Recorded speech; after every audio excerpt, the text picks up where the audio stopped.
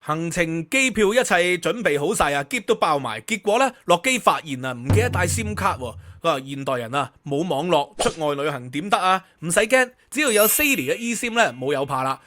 無論咧係 Google Map、Uber 定係 IG 咧都可以用到啊！多謝 Siri 嘅 eSIM 咧贊助呢條影片。出門在外啊，最緊要啊唔係着多件衫啊，而係咧部電話要有電同埋有網絡。Siri 嘅 eSIM 咧唔需要換卡，唔需要排隊買卡。一個 app 咧就可以搞掂晒啦，去唔同嘅國家咧都可以用到啊！而家咧全球咧有190個國家或者地區咧都可以支援嘅，隨時啊可以 check 到流量啦。萬一唔夠流量嘅時候咧，馬上可以增值喎。再加上咧呢個 app 裏邊咧有隱藏 IP 嘅功能，有網頁嘅防護啊！就算用緊咧酒店嘅 WiFi 咧都唔怕俾人哋偷資料啊！萬一咧你部手機唔啱用咧，唔緊要啊，佢有免費退款嘅，試用咧亦都係冇風險。夠晒貼心啦！而家只需要咧預先下載咗 Siri 嘅 app， 買單嘅時候啊，結賬嘅時候啊，輸入優惠碼，我個名 Gavin 就可以馬上享有85折嘅優惠啊！喂，而家馬上 download佢，將來出 trip 咧一定會有用嘅。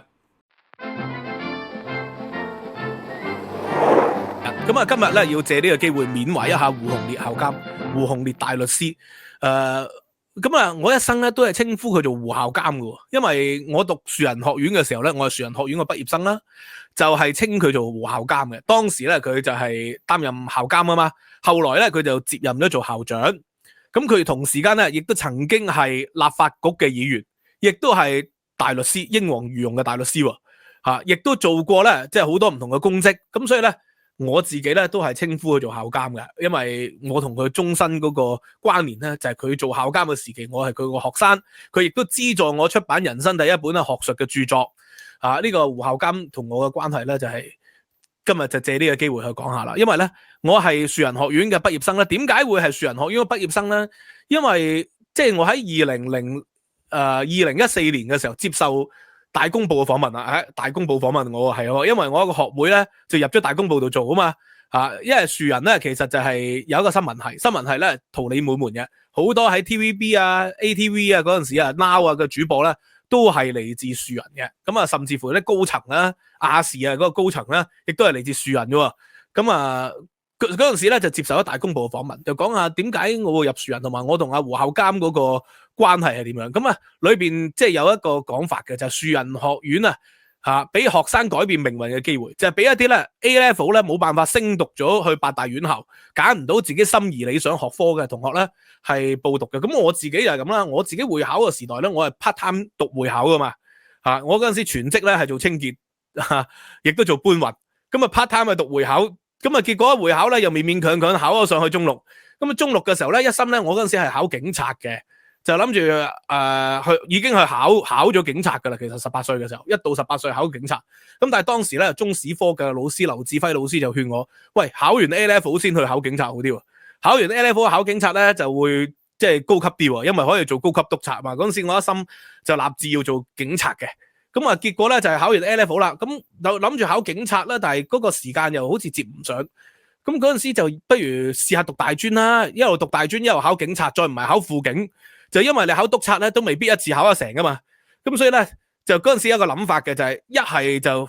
試下考督察，考唔成咪做輔警咯，然後再去考翻督察咯，嗰個機會率就高啲嘅喎，嗰陣時係咁諗嘅，咁所以嗰陣時就報咗樹仁學院嘅歷史系。咁呢個係一個原因，其次咧就係因為 A level 咧有一科失咗手，嗰科唔係失手啊，直頭冇去考試啊，其實點解咧？因為咧嗰一日咧去考試之前嗰晚啊，咁我屋企咧有一個長輩咧就過咗身，咁啊我就喺醫院咧就奔喪啦，就要去到4點幾先離開醫院嘅，當時係，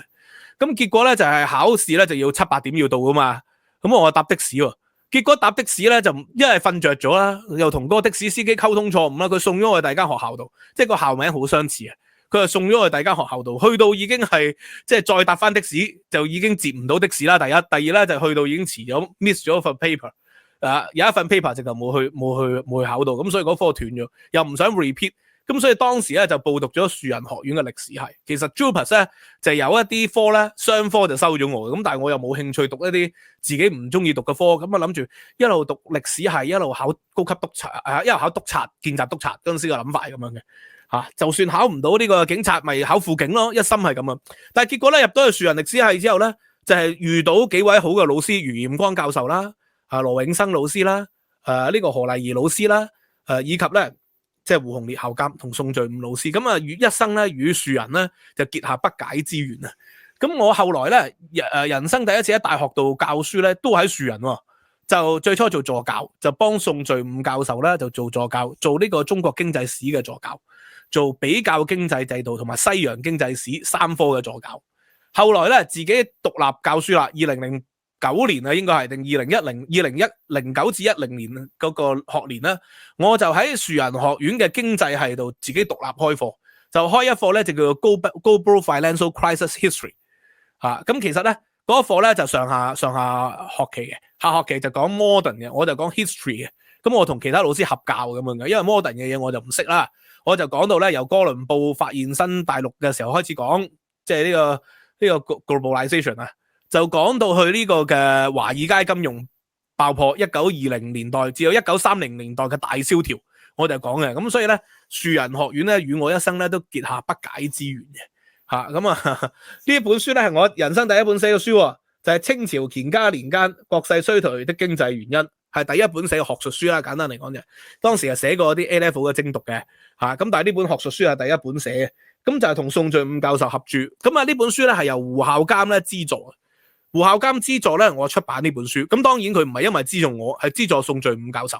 因為嗰陣時我就係作為宋序伍教授嘅合作嘅撰稿人啦，其實主要係佢嘅。咁我就係揾資料同埋整理資料出嚟俾佢，亦都有部分嘅章節係我寫，但係呢本書大部分都係宋教授寫。而胡孝監同宋教授咧有數十年嘅賓主關係。宋教授咧喺1982年開始就喺樹人經濟系裏邊咧係教書，咁所以胡孝監咧亦都寫咗個序，但係個序好簡短嘅啫，個序就係講佢同宋教授嘅一啲嘅相遇啊咁樣嘅情況。咁因為始終胡孝監都係法律嘅專家嘛，唔係歷史學嘅，咁所以咧佢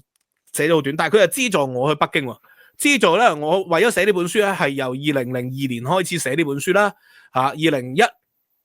至02年間寫呢本書。咁寫呢本書我就去咗香港幾大院校啦，包括長期就喺馮平山圖書館、港大道啦，係睇書啦，科大啊、中大嘅圖書館啦。咁亦都去咗北京啊，趁住暑假咧就多次往返北京。喺北京咧就係故宮，入咗故宮裏邊，嗰陣時叫做第一歷史檔案館，喺裏邊咧就查咗大量嘅史料。我咧就係住咗喺北京師範大學裏邊嘅，然後就去到呢個嘅故宮就查書。呢本書咧，宋序伍教授都作咗古啦，而家胡孝監又作咗古。有一段咧，我就可以讀一讀出嚟嘅。佢宋教授就寫啦，話呢本書有幾個貢獻啊，搜集近年出版嘅資料同埋一啲嘅歷史嘅檔案資料，校對補充全書嘅資料同埋注釋，尤其是咧係補充一新嘅段落咁等等。阿單軒咧盡可能咧找到第一手嘅資料加以訂正嘅。本書咧嘅主要觀點啊同埋內容啊，本人啊非常可喜，與單軒喺絕大部分都取得共同嘅見解。而本書所提出嘅願望與見解咧，均可是本人與單軒共同嘅見解與願望。但係有一些問題上，單軒有自己嘅見解，並且堅持自己嘅見解。本人啊，雖然對自己嘅見解咧深具信心，但係欣賞並尊重單軒吾愛吾師、吾更愛真理嘅精神。而本書嘅第1章、第4章同第6章咧就作了更改。咁呢3章就係我去重寫嘅。其實除此以外咧，單軒上有許多意見啦，而且係非常寶貴嘅意見。本想藉書中咧係發揮出來嘅，例如本書嘅第4章裏邊，分別咧敘述4種經濟現象嘅時候咧，經常會喺敘述現象之後抒發自己喺呢方面嘅議論，頗有下筆不能自憂之慨。本人一方面咧欣賞佢嘅才華，但又怕咧議論偏離主題，因而咧勸單軒咧議論盡量不要嘅。本書只係說明事實，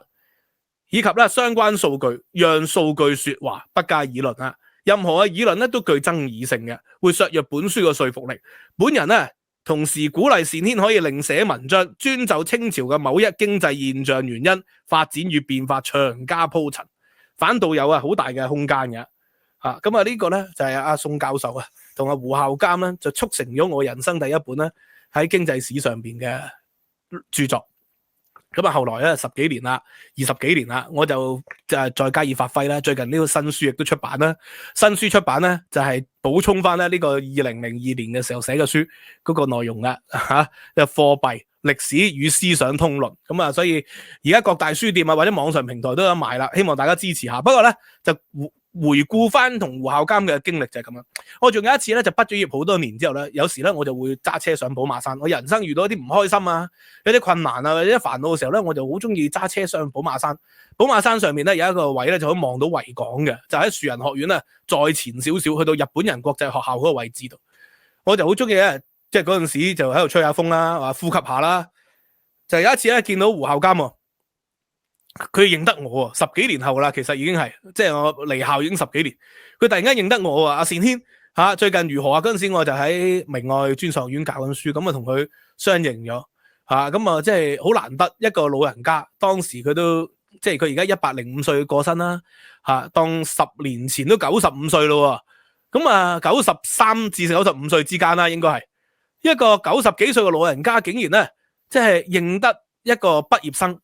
佢喺樹仁學院嗰幾十年咧，有無數嘅畢業生啦，咁但係仍然係認得嘅。可想而知咧，佢對教育咧嗰個執着擇善而固執，就係咧我對佢嗰個評價。咁啊，胡孝監一生咧係非常之精彩嘅。佢就係民國9年嘅時候出世嘅人物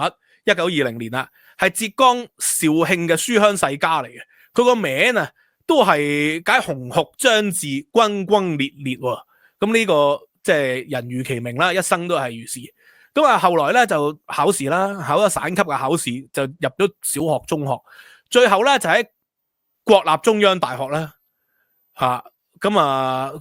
收錄。最終咧佢就冇讀，佢就選擇咗中央政治大學嘅外交系，一心係做外交官嘅。本身咧佢就係國立中央大學嘅水利系。就修讀佢最後咧就中央政治大學咧就外交系畢業。咁啊外交系畢業之後咧就馬上啊當時咧就國難當前啦，佢就派咗去蘇聯度，喺1946年啊去咗蘇聯度咧做呢個嘅外交官咁當然係做外交官嘅時期咧，嗰陣時啊就係中蘇關係係非常之惡劣啦，因為共產黨喺蘇聯協助底下咧顛覆國家政權啊嘛，所以咧佢就喺嗰個時候咧就感到人生係好迷茫啊。1949年嘅時候咧。佢係咪要選擇反國咧？佢就冇選擇反國，因為呢個嘅大陸易幟啊嘛，國家易幟，咁所以佢選擇咧離開蘇聯，去呢個嘅法國，喺法國讀書。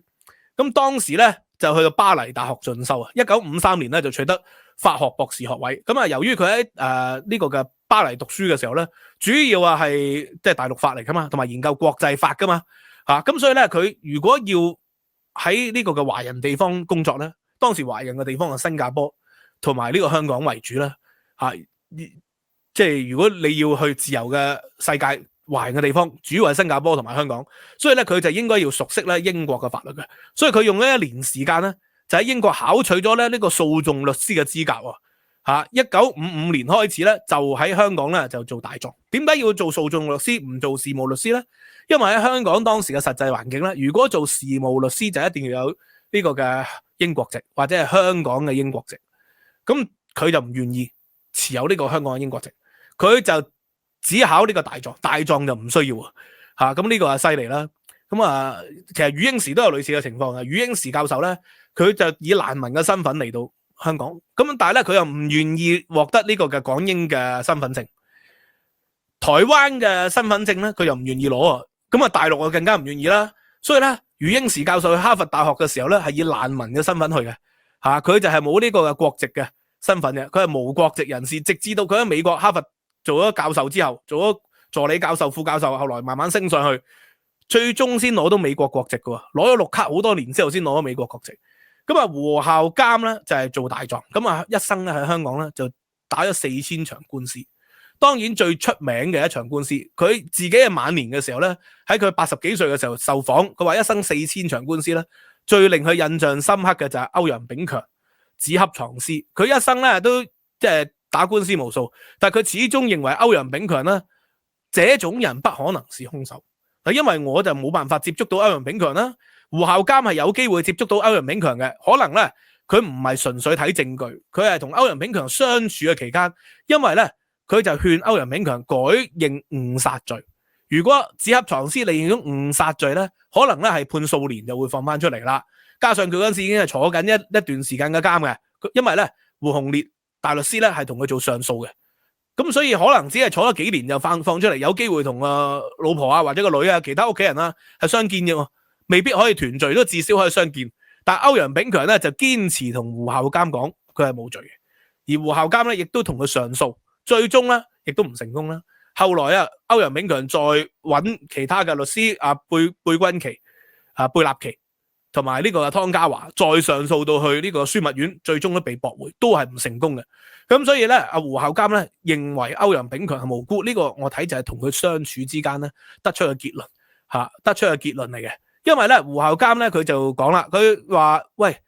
歐陽炳強係新婚，夫婦恩愛，任職政府文員，職業穩定，最重要就係佢個子少啊，體力不足以應付呢個藏屍絕跡嘅，因為警察部都揾人做過實驗啊嘛，就係試下擺個女警喺個紙箱度，可唔可以托出去咧？如果冇工具嘅情況底下，似乎就唔得嘅，一係咧就要手推車，一係咧就係要用其他嘅工具或者拉。如果拉嘅話咧，又一定會有呢個嘅痕跡噶。用手推車咧個底咧可能都會有痕跡嘅，佢就冇痕跡嘅情況底下咧，所以胡鴻烈大律師就認為咧未必係即係歐陽炳強做嘅。咁啊第三咧就話歐陽炳強啊一個案件係香港第一宗利用科學鑑證嚟定罪。胡孝監對於呢樣嘢係存疑嘅。咁雖然咧就話喺呢個嘅死者卞玉英身上啊，數百條纖維裏邊揾到7條纖維咧係同歐陽炳強嘅西裝吻合。咁但係呢7條纖維嗱，坊間有好多唔同嘅講法，包括翁靜晶等等啦，就話呢7條纖維咧可能喺其他西裝都有嘅。咁但係好多政府化驗師呢幾十年都講咗啦，纖維可能咧其他衣物都會有嘅，唔出奇。譬如話用尼龍，咁尼龍周圍都會有噶啦，或者用呢個英國嘅棉周圍都會有噶。咁但係如果用柔順劑洗過，或者用其他嘅燙斗燙過，嗰啲纖維應該係唔同嘅。咁而家咧嗰啲人又話嗰啲纖維同歐陽炳強嘅西裝咧係同嘅，用放大鏡顯微鏡顯微咗出嚟之後咧就認為係相同嘅。咁所以好可能就係咁。但係因為1970年代初啊，嗰陣時廉政公署仲係啱啱成立㗎嘛，警察破案率咧當時咧係全球最高嘅地方之一。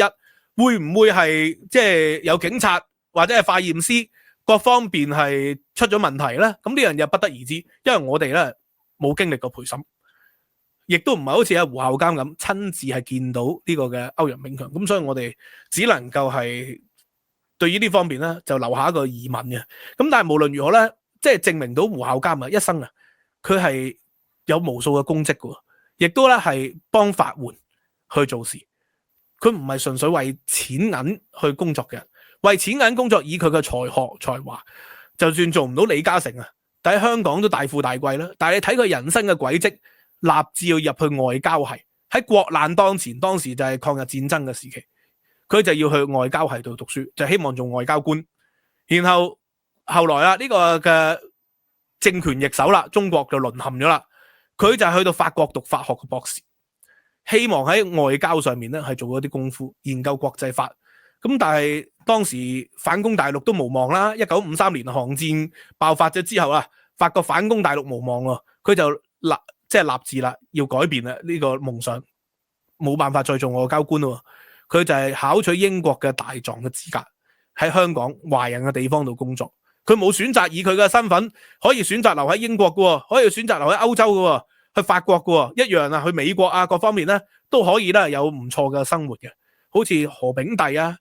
楊振寧啊，或者後來嘅余英時喺美國嘅大學度教書，一樣生活都好好喎。但係佢冇咁做，佢係嚟香港咧就做大狀，打咗4000場官司，咁好多都係法援嘅官司嚟嘅，當然係。咁啊，亦都獲得一啲嘅財富，但係佢攞呢啲財富咧就冇去做投資啊，唔係去做呢個享受生活喎。而家70年代咧喺跑馬地喺灣仔創辦咗咧樹人學院，後來嘅樹人中學啊，各方面樹人書院啊，創辦咗唔同嘅一個私校。而私校咧當時就唔賺錢不特止啦，仲係要攞盡佢同埋佢嘅太太鍾其榮博士嘅畢生積蓄去創辦。而因為咧擇善固執，佢唔希望咧將樹人學院啊即係變成咗好似八大院校咁樣受政府資助，一旦受政府資助咧，佢好多教育理念咧就冇辦法實踐嘅。咁啊，當然啦，我哋表面上咧就認為咧係3+4、4+3嘅問題嚇，因為咧呢個嘅政府院校咧就要跟英制嘅，跟英制就3年大學嘅，樹人就堅持4年。喺嗰陣時之前咧，好多大專院校咧，尤其是喺台灣資助嘅大專院校咧，都係行4年制噶嘛。咁但係咧，胡孝監就堅持要4年制，唔改3年制。呢個係表面上嘅，我認為實際上咧內嘅原因咧就係因為胡孝監希望咧俾一個機會其他一啲嘅學生可以考唔到高考 A level 嘅朋友咧，可以有機會繼續讀書，繼續享受一個大專嘅教育，繼續利用教育咧去改變命運。咁包括我本人啦，亦都係咁樣嘅。咁我即係人生就係好多巧合嘅，我從來冇諗過喺學術上邊有任何嘅發展嘅。一心嗰陣時諗住去做公務員嘅，去做紀律部隊嘅，考唔到警察咪考懲教啊，或者考其他啦。當時係咁諗嘅，因為第一就係同以前嘅人生經驗有關啦，就希望去做紀律部隊啦。第二亦都因為人工高嘛，福利好嘛，嗰陣時就係經歷過97金融風暴啊嘛，嗰陣時就希望可以即係生活穩定一啲，咁諗住去考紀律部隊，考督察、見習督察。咁但係因為胡孝金資助我出版咗人生第一本學術著作，令到我對學術咧有一種新嘅認識、新嘅睇法。去到北京歷史檔案館，後來去到南京第二歷史檔案館，再去到中研院檔案館，沉溺於書海之中，好似又另闢一個天地空間。呢個就係人生，總係即係有心栽花花不開，無心插柳柳成蔭。咁所以鍾其榮校長、胡鴻烈校監，即係佢一生對教育嘅栽培咁至少影響咗我，至少影響咗我啦，亦都改變咗好多香港人嘅命運。咁所以借呢個機會咧，胡孝監105歲千古，咁我懷緬一下佢，亦都多謝佢哋。今日講到呢度，拜拜。